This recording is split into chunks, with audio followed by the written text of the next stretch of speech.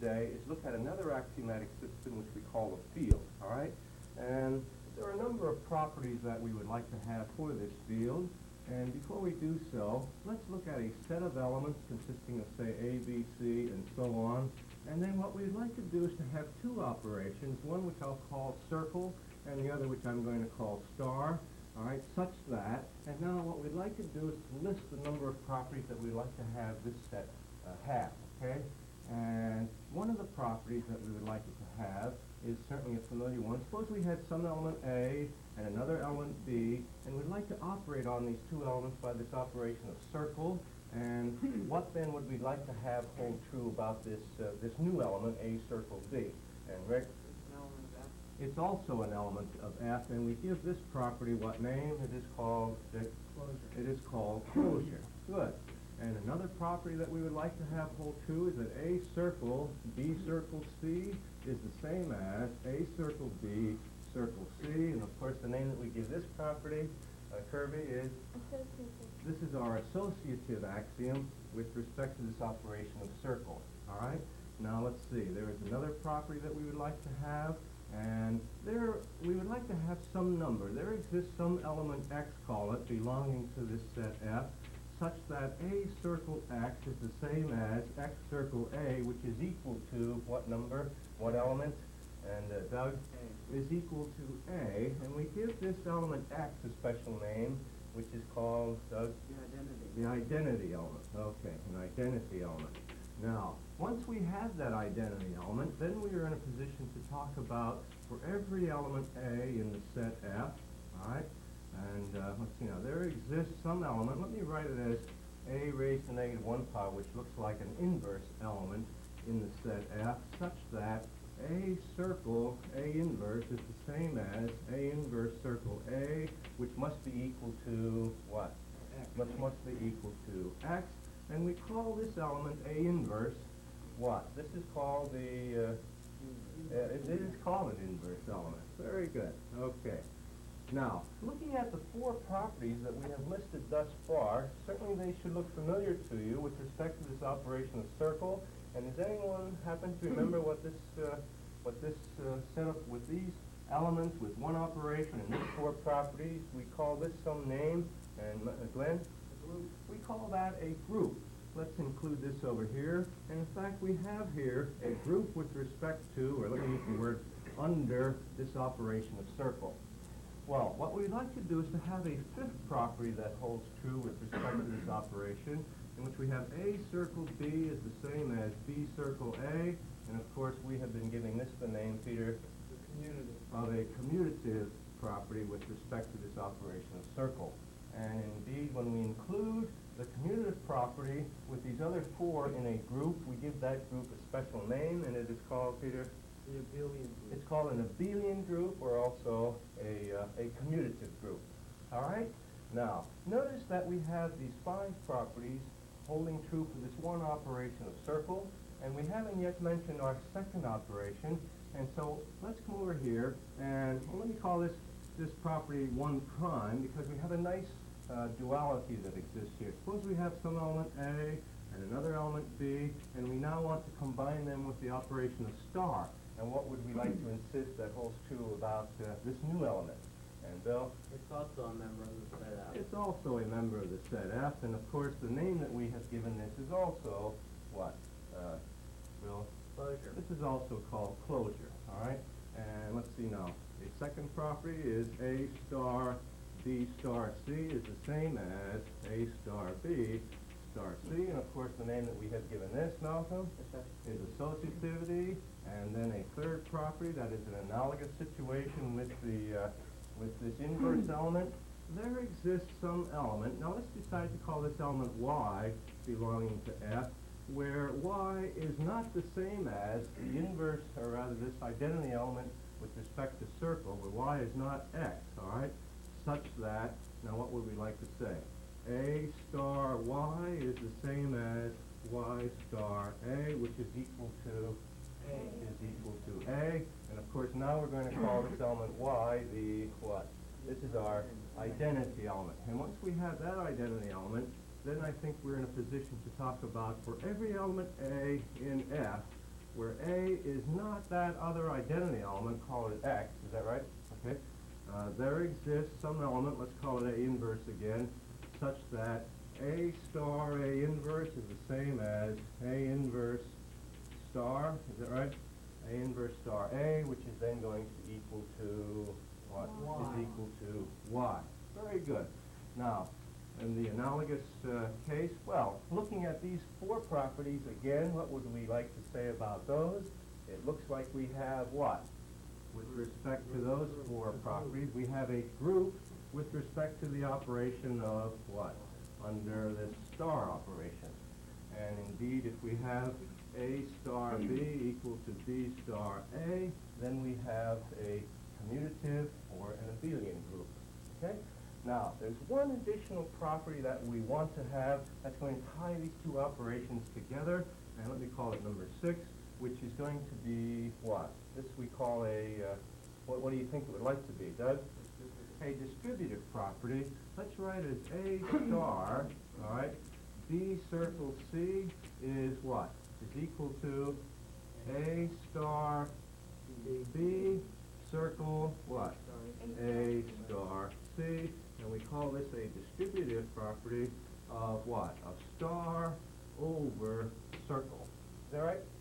Now, let's look at this, well, out of all, with these properties, given this set F with some elements and these two operations in which these 11 properties are true, when this is the case, then we have that axiomatic system which we call a what? This is called a field, and that indeed is the name of today's lesson, that we're talking about a field. Now, let's look at this, these axioms and this system that we have here, and is there any example of a field that you can think of that you've already been working with? And, well, Bill? The real number system. The real numbers, of course. Now, let's look at our two operations here, and indeed, let's also look at our identity elements with respect to those operations. And what do you think you would like to interpret the operation of circle to be? And it looks like, Bill? Addition. Looks like circle is addition, and therefore, the identity element here is going to be what number? Zero. It's going to be 0, and in fact, the inverse elements for every element A, its inverse is going to be what? Well, we have been calling the opposite of A. Is that right? And similarly, the operation star we can interpret as what? As multiplication. And then, let's see now, this identity element here is going to be what number? It's going to be 1, and certainly 1 is not 0. And for every A, which is not 0, there exists an inverse, which we have been writing and calling what? It is reciprocal. The reciprocal, 1 over A, is the multiplicative inverse. Is that right? And in fact, here we do have our distributive property of multiplication over addition. So what we have here is, our real number certainly is an example of a field. Let's look at another example, or a problem rather, in which we're now given this little set H consisting of the three elements R, S, and T, in which again we have the two operations of circle and star. All right? Now, I would like to define this operation circle by this little table that we have right here, and also the operation star by this little table. And again, now the question is H a field? Well, in order for us to answer whether or not it's a field, we have to ask ourselves, is each one of these properties, of 11 properties, true? Well, let's actually run through them, and what then can we say? We'd like to start out with what? Is H closed under circle? And the fact that the table exists, what can we say about that? Does anybody have any feeling for closure with respect to the operation of circle, Michael? If it doesn't run off the table. All right, if it doesn't run off the table, so to speak. So every element R, S, and T is also in the table itself, so I think you'll agree that it is closed under star or under circle, and I think you'll also agree that it is closed with respect to star. Okay? How about, let's see, what else would we like to check? Is, what? Is, let's look at, is H what? Is it associative under the operation of circle? Well, perhaps we had better look at a case, and now there would be a number of finite cases that we would actually have to check let's just do one example to see how that might go.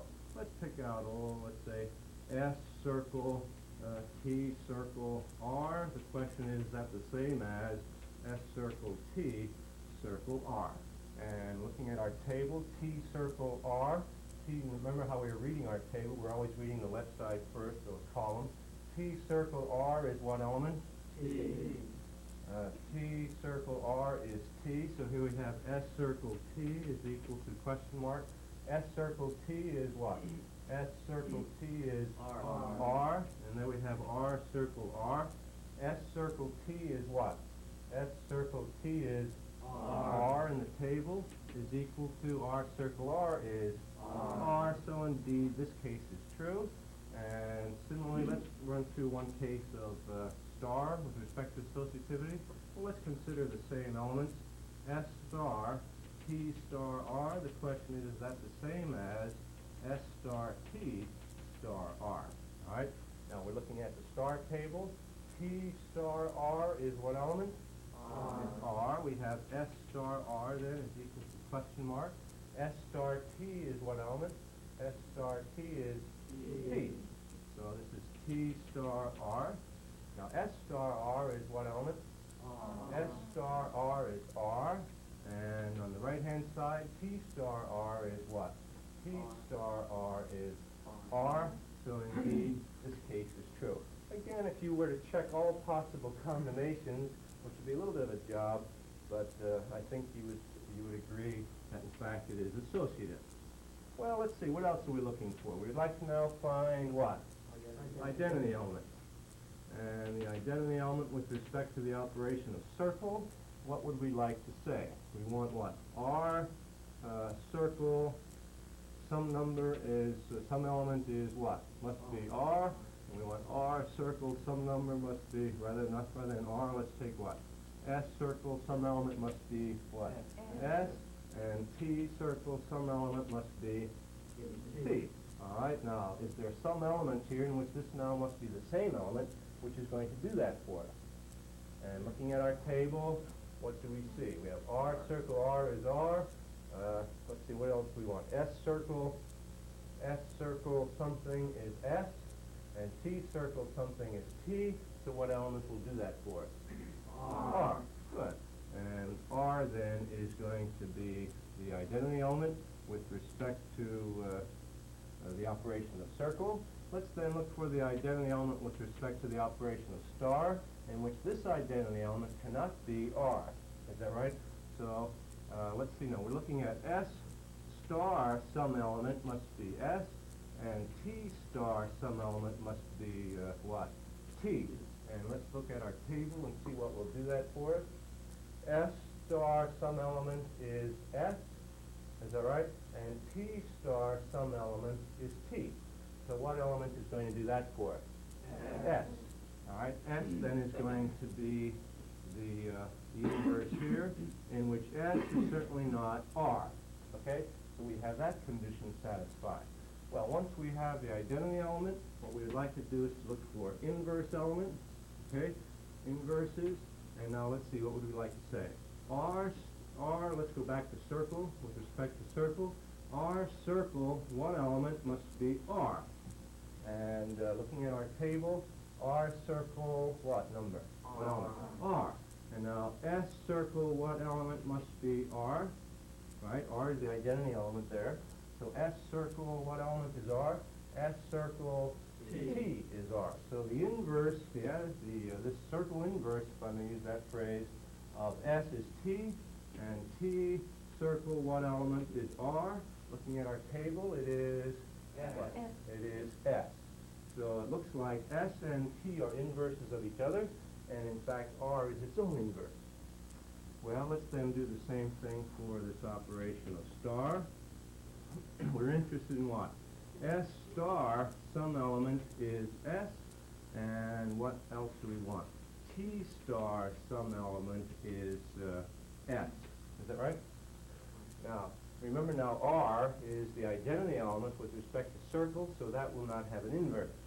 So S star, what element is S? Looking at our table, S star, what? S is S. So S is its own inverse, And what about T? T star, what element is S? T. So S is its own inverse and T is its own inverse. So sure enough, inverses exist. Well, let's see, what else would we like to check? After inverses, we would like to look for commutativity. All right, is H commutative with respect to circle and also with respect to star? And the fact that if we were to look at our table, I think this is quite easy to answer. Think of a diagonal line here. If you have symmetry of elements across that diagonal, I think you would show commutativity. So do we have symmetry there? Yes. There's an S here and an S here, T and a T, R and an R, and I think you will agree that it is symmetric. Therefore, circle is commutative. How about star? Here we have this diagonal is RR, RR, TT. So in fact, I think you will agree that they are both commutative. And finally, what must we show? We must show distributivity. All right, is what? Star distributive over circle is what we are asking.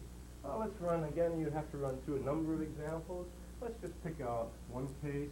Let's say S star, what? T circle R is equal to question mark, and what do we want? S star T circle S star R. Is that what we want to show? Okay?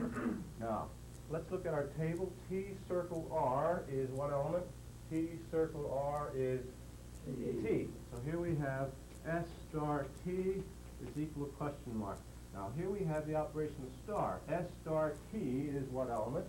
S star T is T. And notice now here we have the operation of circle. S star R is what element? S star R is R. Good. And let's see now. S star T from the star table. S star T is what element? T. And on the right-hand side, we have T circle R. Notice we're in the other operation. And T circle R is T. And lo and behold, they are the same. So indeed, in this case, it's checked. Again, you would have to check a number of cases, but I think we can say with some confidence that indeed it is distributed. Well, what then is the question that was asked? Is H a field? And what is your conclusion?